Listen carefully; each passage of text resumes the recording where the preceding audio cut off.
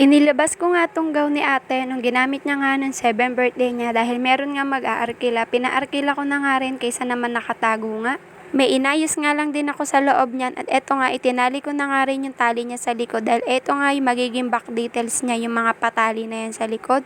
Tinali ko na nga para mamaya isusukat na nga lang din nung nag-arkila para hindi na nga siya hassle sa pagtatali. Isang beses lang din naman nagamit yan ni ate mga besi na nag 7th birthday nga lang din siya.